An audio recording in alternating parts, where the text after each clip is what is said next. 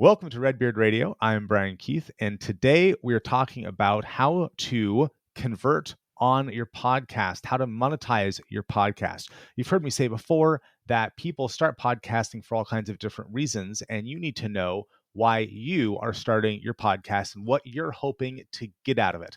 Today, we have Ben Albert, who's had a podcast for a couple of years now, has a marketing company, and we're talking with Ben about the different reasons people start podcasts, about how he monetizes his podcast, and how he recommends other people think about how to monetize their podcast. Ben Albert, welcome to Redbeard Radio.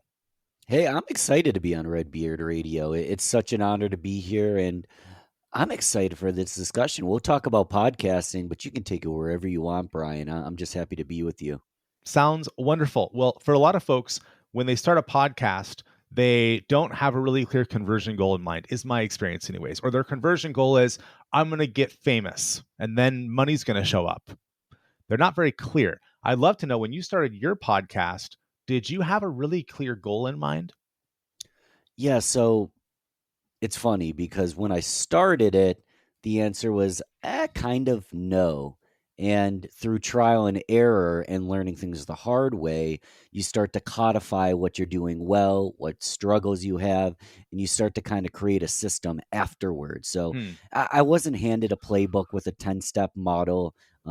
Ultimately, I could create that playbook now, but I just got started. I mean, when COVID hit, I was furloughed from work. I was a sales executive for a larger marketing firm.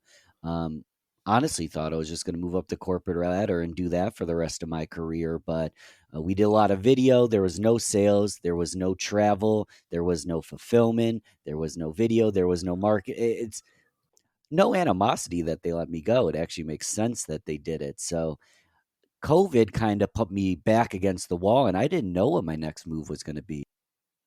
I actually was in a really dark place for a little time, and I knew the power of one more, the power of not trying to do everything alone, the power of networking, connecting, collaborating, and really I wasn't planning on starting my firm, Balbert Marketing.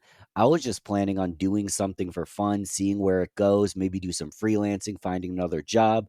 So I started a business podcast called Rochester Business Connections to highlight my hometown of Rochester, New York. There wasn't a massive strategy in place. I just knew that if Ben is going to be a business owner and start Balbert Marketing, the power of more than one, I'm going to need help. I'm going to need to learn from people that are smarter than me. I'm going to need to network, and I'm going to need to have to build a personal brand and a business brand because I'm a minnow in the sea of sameness.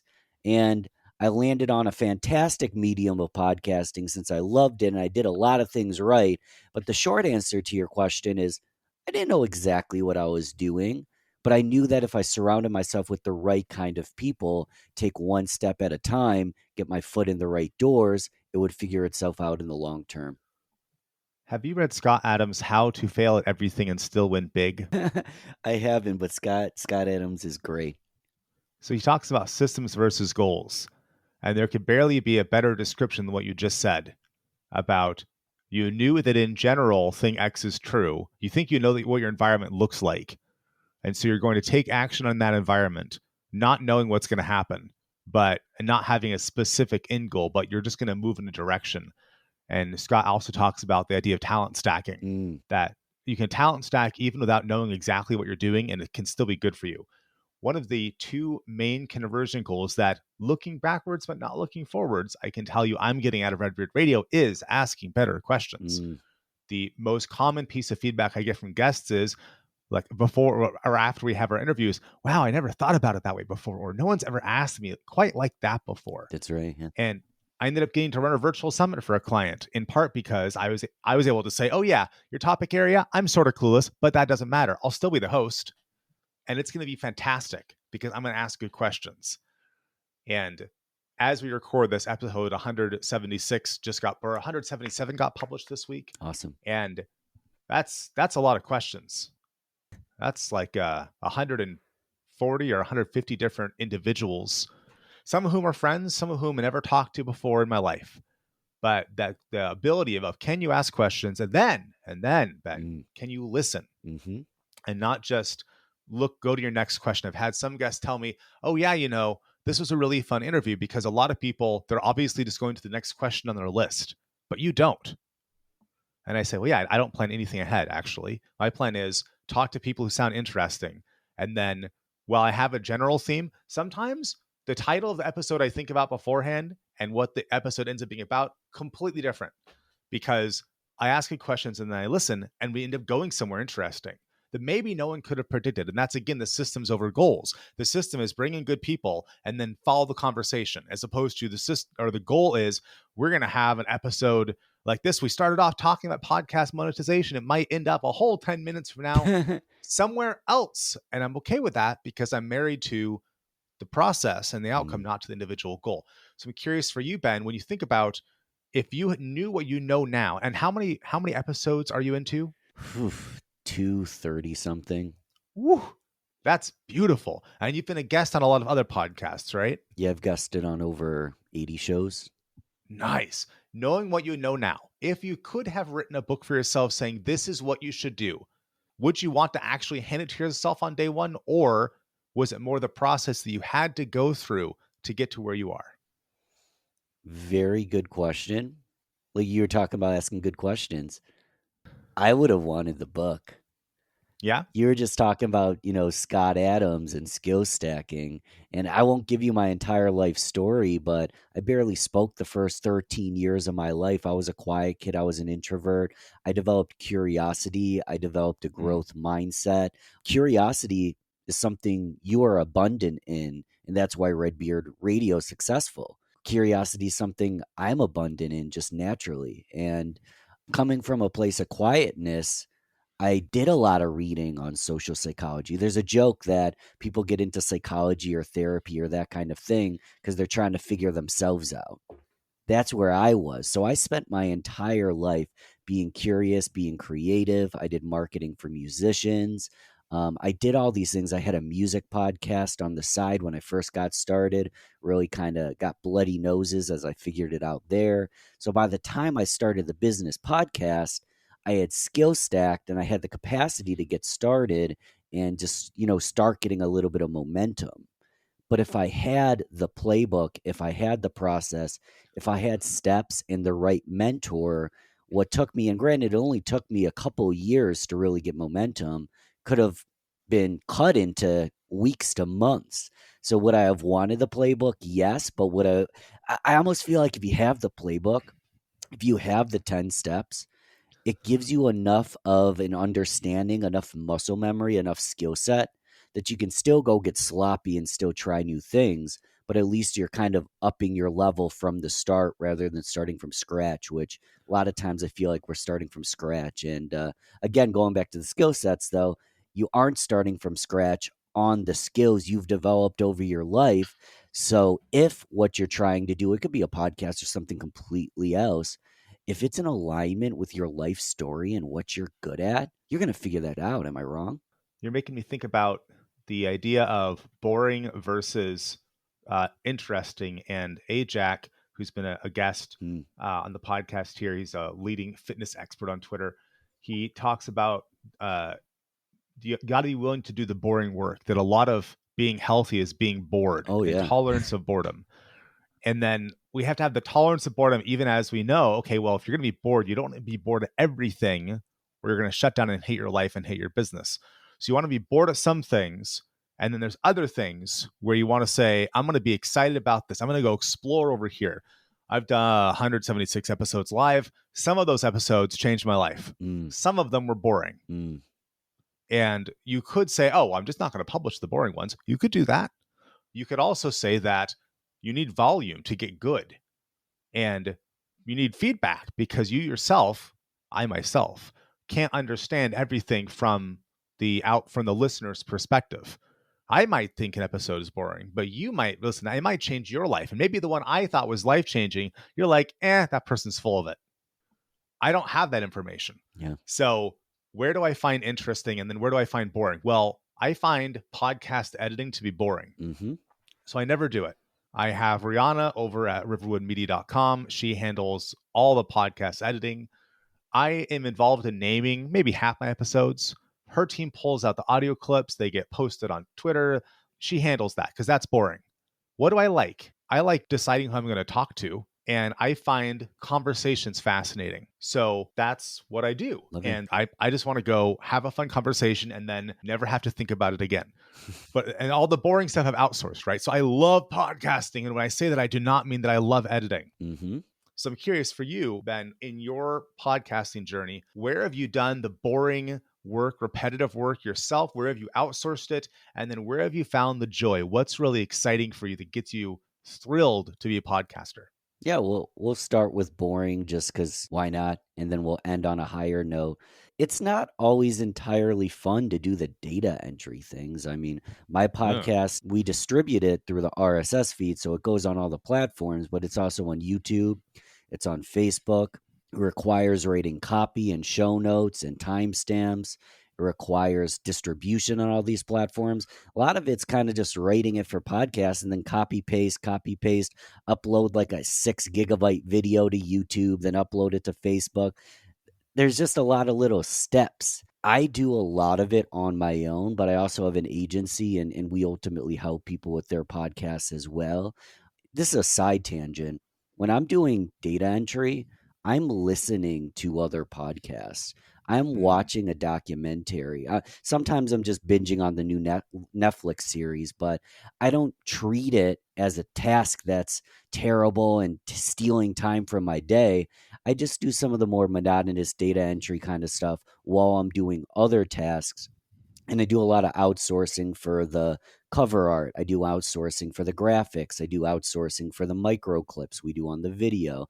So a Mhm. big part of my job is really just kind of putting the right role to the right people, doing a little bit of data entry, doing a little bit of management, but listening to podcasts while doing it, like not treating it as a task, actually treating it as something that I can multitask and learn while I do it. But that's the boring end of things. The real fun thing is very much what you just said. And I've codified it in many different mediums. I call it the CAN system, but we'll specifically talk about podcasting. The CAN system, there's 3 C's: create, content, collaborate, and networking.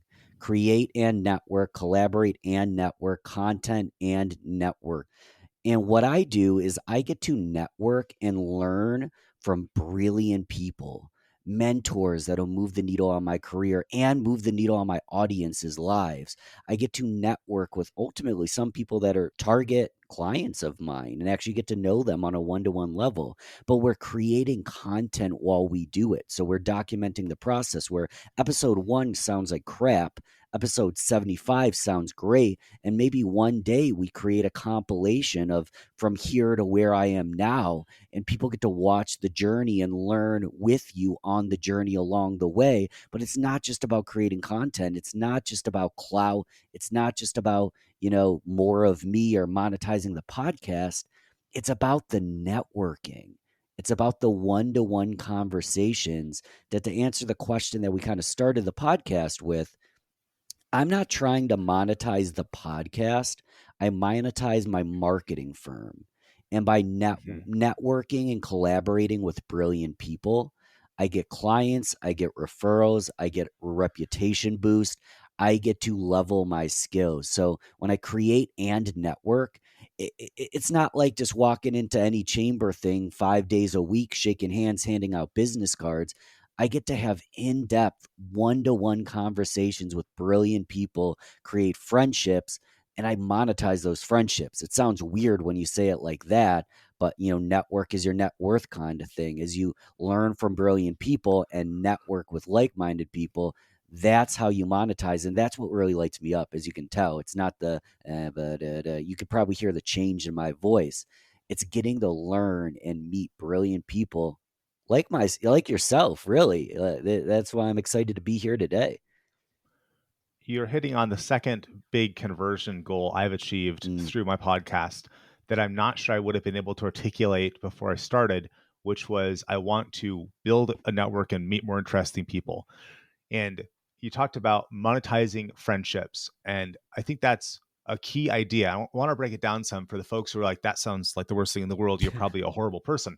And it's this: you of all the time you're going to spend on your business, which if you're starting out, if you have a day job, maybe it's not all the time, but for all the rest of us, it's all the time because you're thinking about it, even if you're not at your desk doing something.